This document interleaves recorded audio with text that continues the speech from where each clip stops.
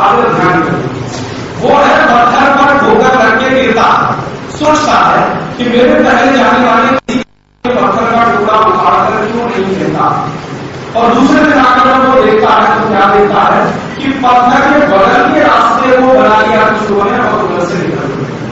पत्थर उठाने की बात नहीं कर रहे हैं, अपना एक नया रास्ता जो पत्थर के बगल से जा रहा उसको बना रहे हैं। ये है भारतीय मानसिकता। और इसको मैं आज की परिभाषा में कहूं कि हम हिंदुस्तान में ये कल्पना करेंगे तो ये कभी शायद 1000 साल में पूरी नहीं होगी कि मैं जब बाहर गया हूं ना 4000 विदेशी कंपनियों के मालिक के हिंदुस्तान में 4000 कारखाने भी हों तो उनका जाकर एक बम गिरा दिया जाए, ये हिंदुस्तानी कभी नहीं करेंगे।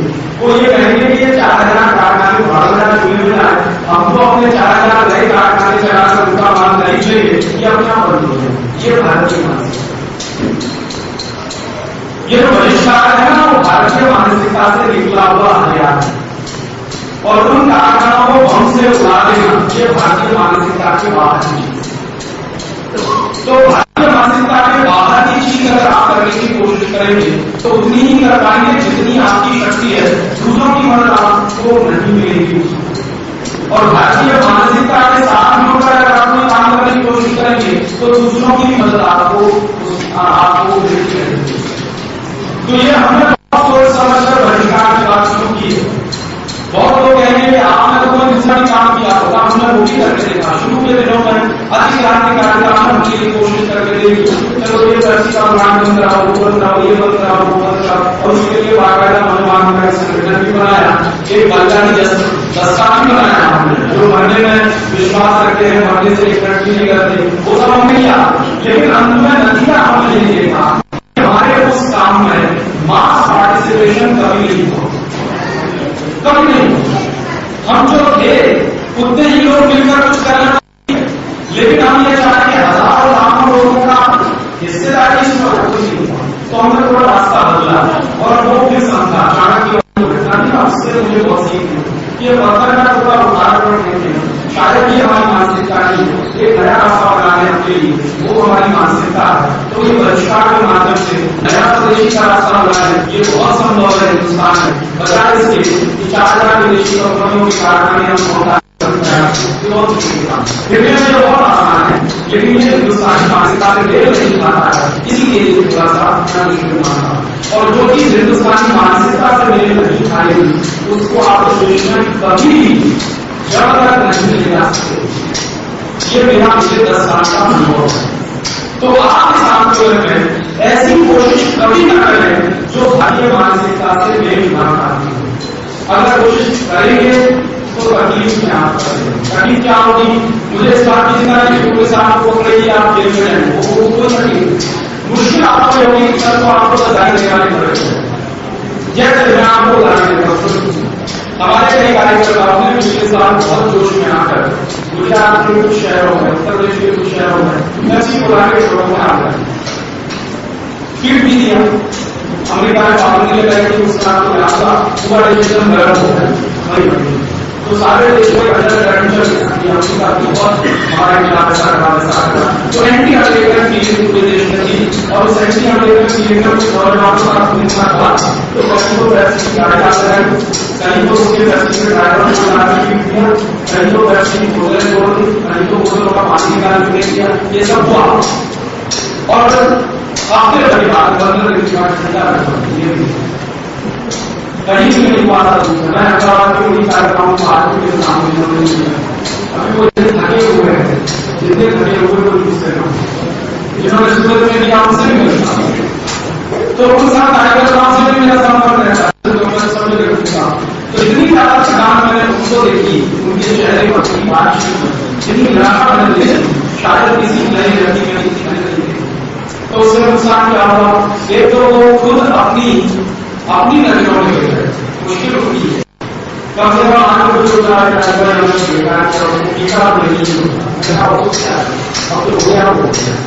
अरे हमें कम से कम ये नहीं किया, उसको पता क्या था, पता ये चला कि वैक्सीन और कुछ भी नुकसान नहीं होता। तो हर एक बोतल इंश्योर्ड है, वैक्सीन बोतल में इंश्योरेंस एक बोतल था, तो तुम मिल नहीं पाता। तो तुमने जनाने का लोग ऐसा तो भी उनका कोई नुकसान नहीं।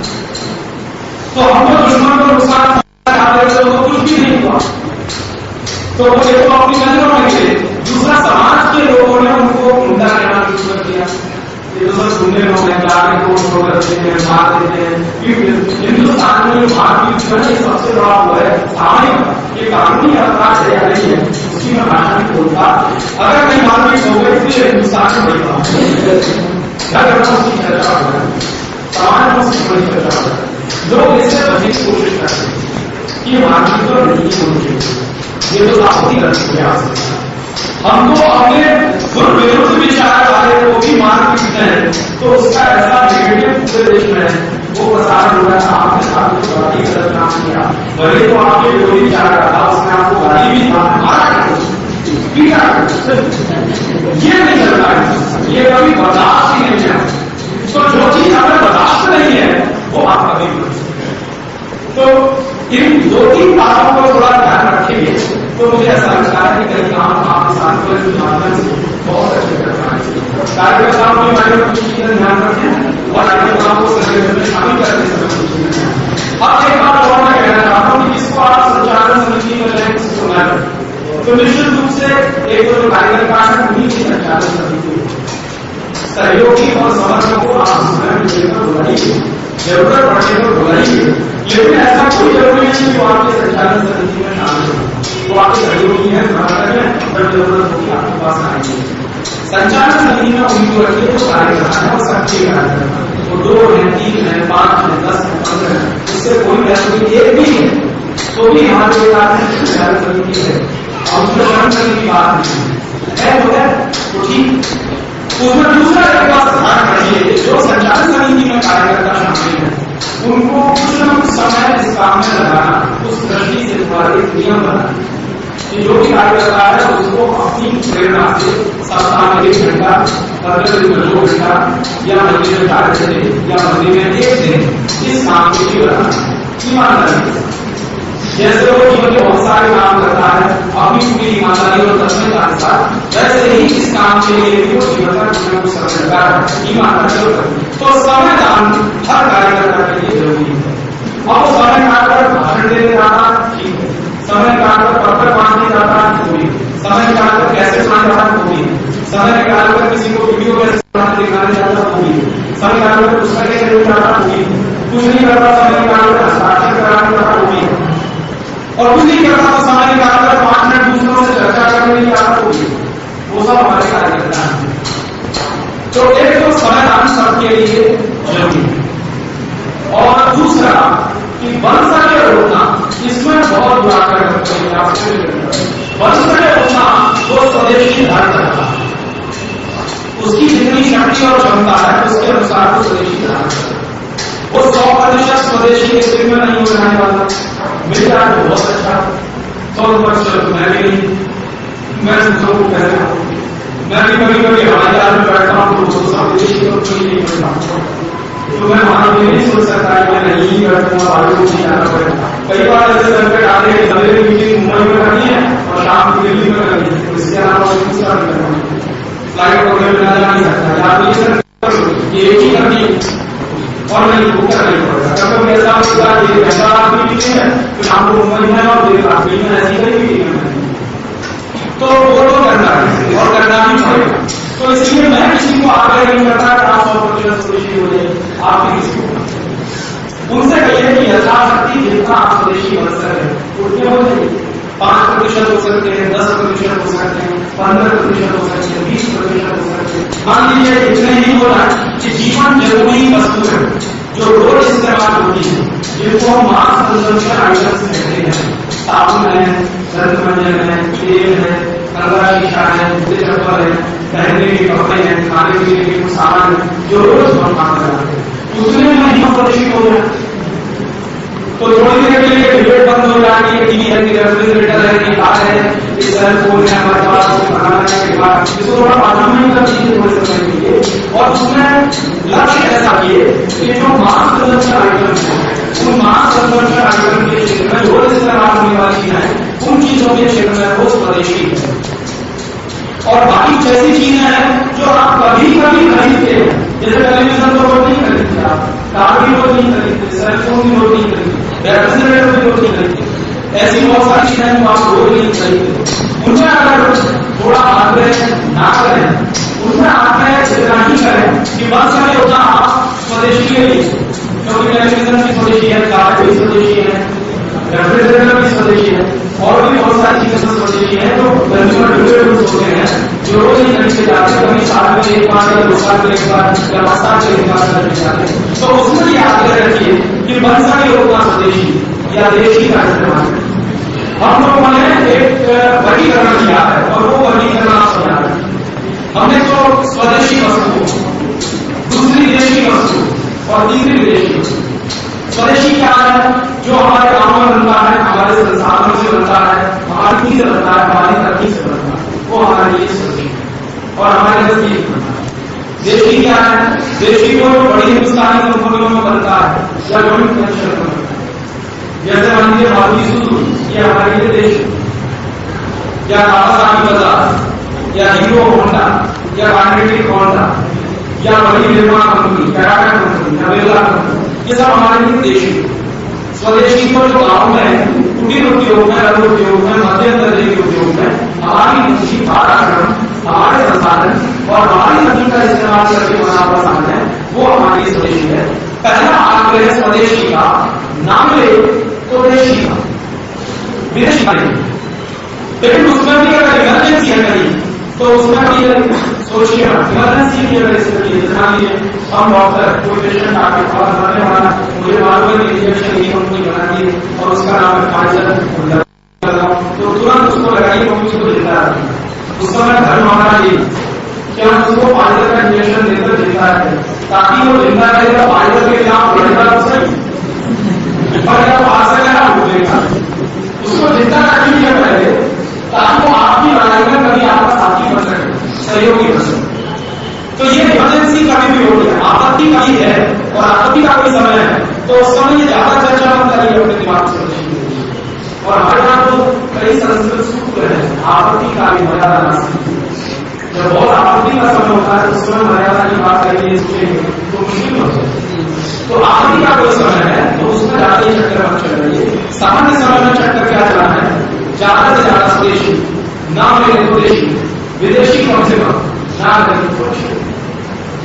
बस आप एक वर्गीकरण करिए, आप अपने लिए भी करिए और अपने सब कार्यक्रम, तो उससे बोझ नहीं पड़ता। और देखिए एक बात का ध्यान रखिए, हमें दूसरों को प्रेरित करते हुए ये कराना है, ना कि ऊपर धौंस जमा कर, अधिकार जमा कर।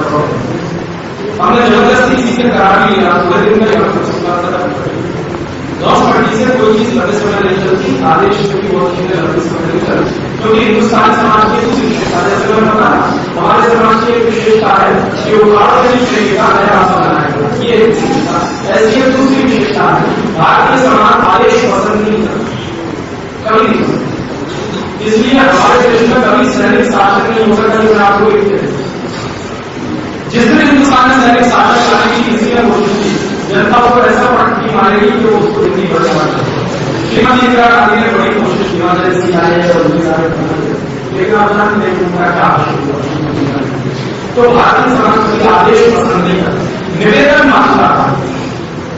आप विनम्रता के साथ निवेदन करिए, उससे बड़ी बात तो आपके पास मारेगा, तो निवेदन करिए उससे विनम्रता के साथ। विनम्रता पसंद करता है भारतीय, विनम्रता के साथ किया गया निवेदन हो सकता है वो आपको इतना सहयोग करे तो अपने घर की सारी चीजें दिला दे, अगर आप उससे विनम्रता से दें।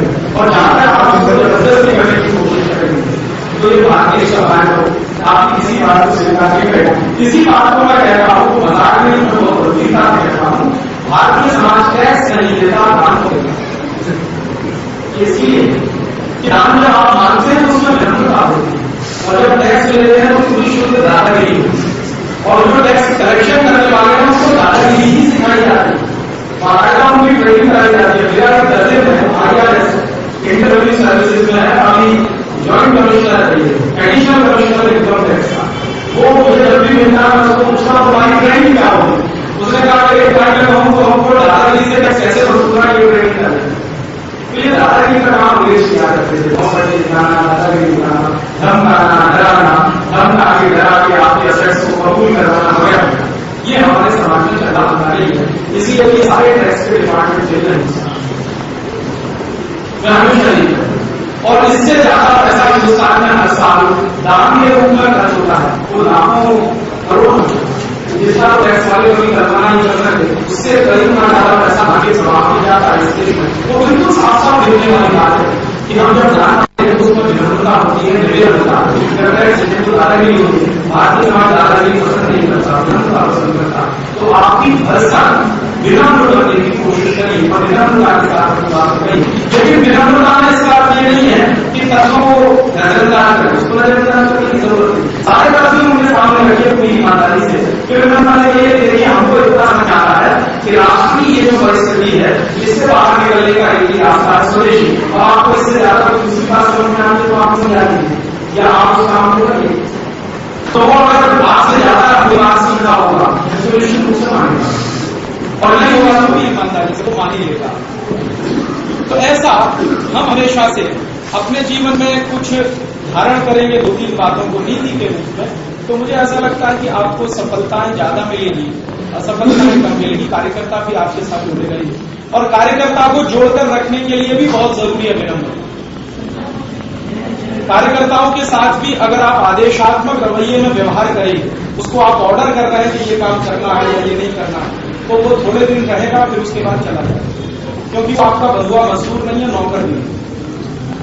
वो अपनी प्रेरणा से आया है, कुछ करने के लिए आया, और वो अपनी प्रेरणा से आया है, कुछ करने के लिए आया, तो ये मान लीजिए कि उसका स्वाभिमान आपको बरकरार बनाकर रखना। उसके स्वाभिमान को जरा भी ठेस लगेगी तो आप लाख अच्छी बात कहिए, वो आपसे किनारा कर लेगा और नमस्ते करके चला जाएगा। तो हम कोशिश भर तक ये करें। मैं ये नहीं कहता कि सब लोग आदर्श होते हैं, आदर्श तो कभी होता नहीं दुनिया में, लेकिन फिर भी अगर हम ये ध्यान रखें कि हमारे हर एक कार्यकर्ता का स्वाभिमान उतना ही है जितना मेरा, वो छोटा या बड़ा नहीं होता, सबका स्वाभिमान बराबर का होता है।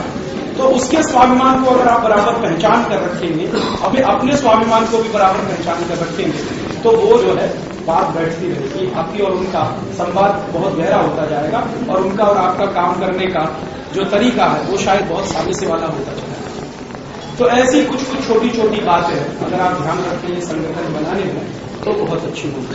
और एक बात और ध्यान करिए कि कभी भी इस तरह की कोशिश मत करिए कि ये सब काम हम अगले करवा लेते हैं, अगर हम बचाव आंदोलन, ऐसा नहीं होगा इस देश में, क्योंकि हमें मालूम है हमारी शक्ति कितनी है, हमें ये भी मालूम है दूसरों की शक्ति कितनी है। तो कोशिश हम ये भी कर सकते हैं अगर आपको लगे तो, उसमें मेरा कोई आदेश नहीं है, मैं सिर्फ निवेदन कर रहा हूं कि आपको ऐसा लगता है कि हमारे गांव में कोई दूसरा या हमारे गांव में कोई दूसरी संस्था भी है और वो भी कुछ इस तरह के काम में मदद कर सकती है, जरूर उनकी मदद करें। उस समय ये मत सोचिए कि उनका झंडा कौन सा है, हमारा झंडा कौन सा है, उनकी पार्टी कौन सी है, हमारी पार्टी, इसी चक्कर में हिंदुस्तान बर्बाद है। हम कभी इतिहास में ये पढ़ते रहे हैं कि इस देश के राजा महाराजा एक दूसरे से लड़ते थे, लेकिन मिलकर अंग्रेजों से नहीं लड़ते, एक दूसरे से तो लड़ते थे। जोधपुर वाला जैसलमेर से लड़ लेगा, जैसलमेर वाला जोधपुर से लड़ लेगा, दोनों मिलकर अंग्रेजों से नहीं लड़ते। ये हमारे देश की बर्बादी की कहानियों में एक बड़ा वो है ना अध्याय, ये सब हमने पढ़ा ही है ना कि हिंदुस्तानी राजा महाराजा आपस में बहुत लड़े, एक दूसरे की मारा काटी भी की और एक दूसरे की चुगलियां भी अंग्रेजों से की हैं। अंग्रेजों से मिलकर अगर लड़े होते तो शायद 1760 में ही अंग्रेज भाग गए होते देश में। और ऐसा होता रहा है कि एक राजा लड़ रहा है, दूसरा उसके बाजू में है, वो निसंकोच जो है शांत बैठा हो, उसको ये चिंता नहीं है कि कल कोई अंग्रेज हमको भी आके पीटे। अगर ये रहा होता तो बड़ा काम हो गया होता इस देश में। तो वो गलती आप मत करिए। बहुत सारे संगठन है इस देश में, बहुत सारी संस्थाएं भी है इस देश में, शायद हजारों की संख्या में होंगे और उनमें लाखों कार्यकर्ता भी होंगे पूरे देश में।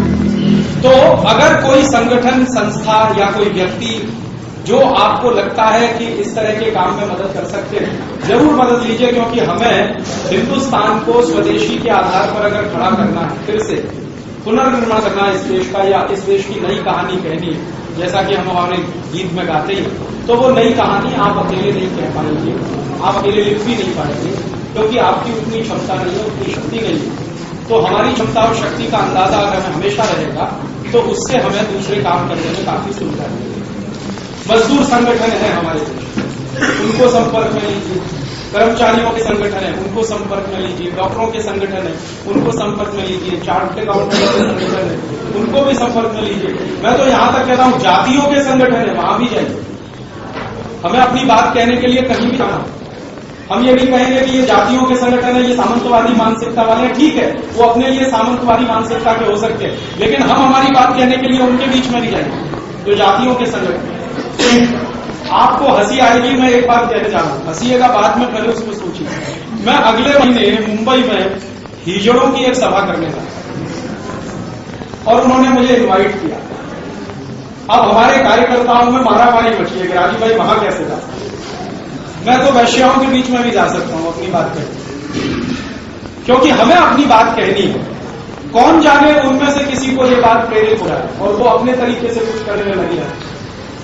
मुंबई में 5,500 हिजड़े हैं जो समय समय पर अपने काम के लिए घूमते ही रहते हैं और वो गीत भी गाते हैं। तो मैं तो उनको ये गीत सिखाने की कोशिश करूंगा कि वो जाएंगे तो हमारा गीत गाएंगे, उनको तो गीत गाना ही है। और जिस घर में जाएंगे उसमें वो अगर 2 बातें ये भी कह देंगे कि भाई बहुत अच्छा है, आपके घर में बेटा बेटी पैदा हुई है, हमारी शुभकामनाएं, अब आप स्वदेशी भी अपनाएंगे, इतनी भी वो बोलेंगे तो 5,000 मुंह से स्वदेशी तो निकलेगा और वो 5,000 लोग जो है अच्छा प्रचार भी कर सकते हैं।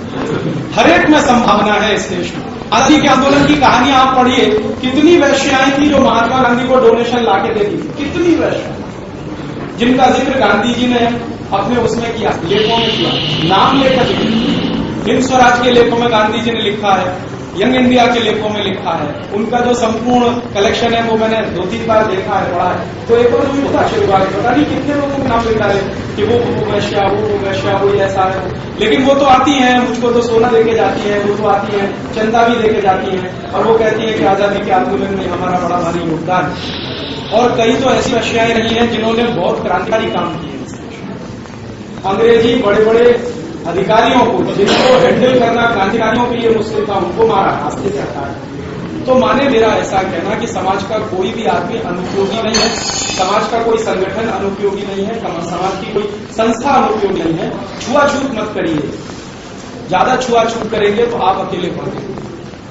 और अगर हमें ये काम 20-25 साल में करना, जैसा कि मैंने कहा, तो ये 20-25 साल में तो ये तभी होगा जब आपकी बात और आपका काम बहुत सारे दूसरे संगठन भी करना शुरू होगा, तब आप 20-25 साल में ये करेंगे। और हमारा उद्देश्य क्या, अंग्रेजों का उद्देश्य था समाज को तोड़ा हो, तो बंटवारे किए, एक को दूसरे से लड़ाया, दूसरे को तीसरे से अलग किया, तीसरे को, तो उन्होंने बंटवारे किए हैं, तो समाज को कई स्तरों पर तोड़ा है। दुर्भाग्य से पार्टियां हमारे दृष्टि उसी रास्ते पर चल रही है कि समाज को अपने अपने तरीके से जोड़ रही है। तो हमारा काम तो पार्टियों से बिल्कुल उल्टा है, हम तो जोड़ना चाहते हैं। आजादी के पहले समाज को जोड़ने में आजादी आंदोलन का एक बड़ा भारी योगदान था, तो आजादी के बाद इस समाज को जोड़ने में आजादी बचाओ आंदोलन का एक बड़ा योगदान हो, ये हमारा आदर्श है और ऐसी कल्पना हम करते हैं। तो समाज के सभी वर्गों का इसमें योगदान मिले। मैं तो आपको एक ऐसी छोटी बात बताता हूं, कुछ लोग तो उसमें चिंता करते हैं। मुंबई की मेरी कई मीटिंगों में डॉन और माफिया कहलाने वाले लोग, एक दिन तो ऐसा हो गया, मैं एक मीटिंग में भाषण देके मंच से नीचे उतरा और सामने बैठे हुए कुछ लोग, मैं तो नहीं जानता कौन, जैसे ही मैं उतरा उसने कान में आके कहा कि मेरा नाम छोटा है। तो बगल वाले का तो दिल सूख गया, ये क्या हो, छोटा राजन कहां से, और उसने ऐसे ही बहुत सहजता से आकर कहा कि राजू भाई मेरा नाम छोटा राजन है। तो मैंने सहजता से हाथ मिला लिया, हमारे बाजू वाले क्या कहते राजू भाई आप जल्दी चलिए। मैंने कहा क्यों भाई आप मिलता नहीं, वो सामने से आया है, अपना परिचय दे रहा है, इसका मैंने वो सदाशयिका में आया है, वो मुझे मारने नहीं आया।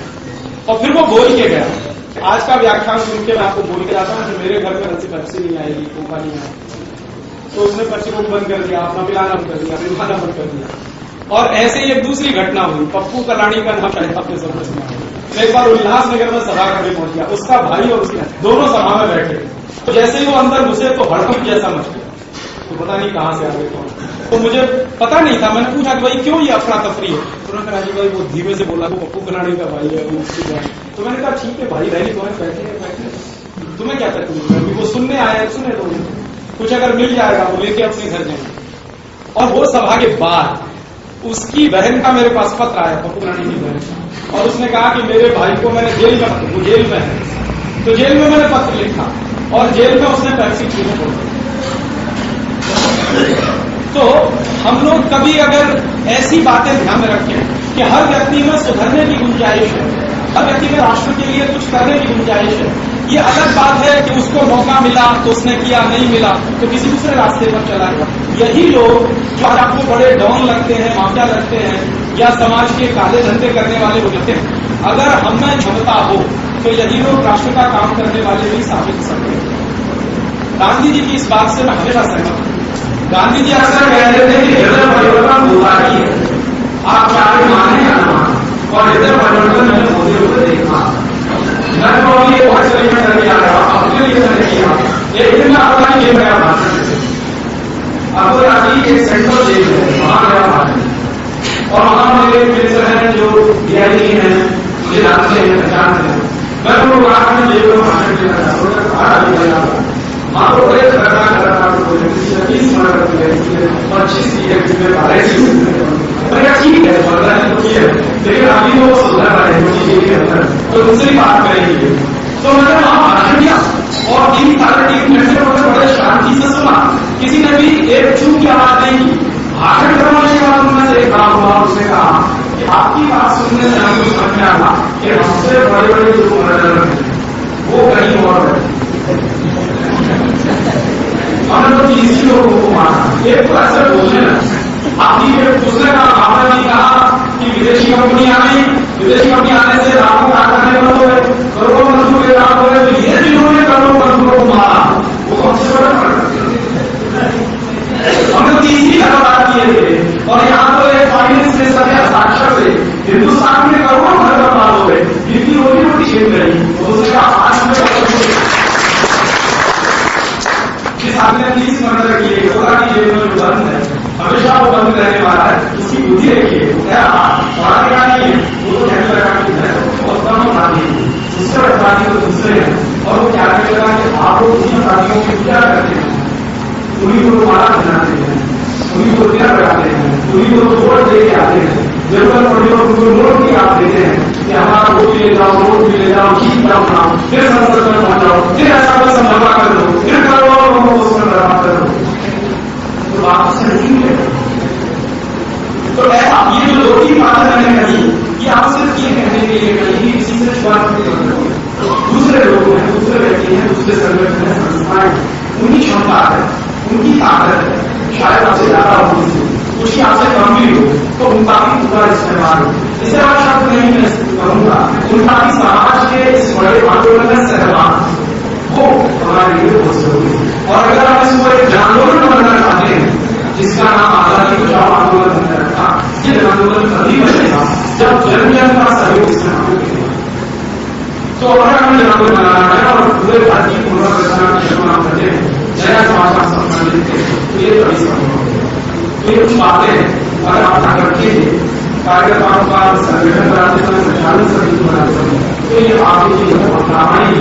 और इसके बाद भी आपको जो तकलीफ होगी, संगठन बनाने के काम है, संचालन समिति बनाने के काम है, किसी और काम है, तो 25 का पोस्ट कार्ड मैं कहीं भी हूँ, आपसे चिंता नहीं मेरे काम वो चीज मैं जहां भी रहता हूँ पहुंची जाती है, और मैं जहां भी रहता हूँ वैसे आपको जवाब दे सकता हूँ। तो संकोच मत करिए, कभी भी इस बात का संकोच मेरी तरफ से मत करिए, भाई को परेशान करना। कुछ लोगों को ऐसा संकोच हो जाता है, वो संकोच को चिट्ठी भी नहीं, वो ऐसी चिट्ठियां आती है, वहां पर हमारी एक चिट्ठी हो जाएगी और किसी को परेशानी हो। ये परेशानी झेलने के लिए कोई काम नहीं किया, अगर ये परेशान से बाहर निकलना होता तो कोई दूसरी नहीं जाता, वो जिंदगी छोड़कर इस जिंदगी में आया, ये सब झेलने के लिए समाज बनाकर कोई ऐसे अचानक से नहीं आता। तो आप ऐसा कुछ मत करिए लोगों की तकलीफ होगी, परेशानी होगी, क्योंकि आपकी चिट्ठी नहीं आएगी तो तकलीफ और परेशानी हो जाएगी। आपने संकोच को परिवार को लेकर नहीं रही और वो बात में मान लीजिए कोई बड़ा नुकसान कर दिया, तो वो तकलीफ बड़ा भारी आपके लिए, तो वो कोई छोटी बात हो या बड़ी बात, आपको मुझे कहने में संकोच नहीं होना चाहिए। मेरे और आपके बीच में कहीं से कोई दूरी रह गई जिससे आपको ऐसा लगे कि बात को लड़की बताने जैसी नहीं है, कि बात मुझसे कहने जैसी नहीं है, आपको लड़की बहुत लड़की और मैं हो सकता है उससे बाहर निकलने का सुझाव आपको दे सकता या अपने अनुभव से सीखा हुआ अपनी बात करता। तो वैसा आप बराबर ध्यान रखिए, कोशिश करिए शायद हम एक बेहतर संगठन और संचालन समितियां बनाकर इस काम को आगे काफी बात है। इस संगठन की चर्चा के बारे में आपसे कहना रहा, कई लोगों ने जो सुझाव दिए उनमें एक सुझाव और महत्वपूर्ण और पढ़कर सुना था। एक सुझाव ऐसा आ रहा है कि हम ज्यादा से ज्यादा सदस्यता अभियान चलाएं।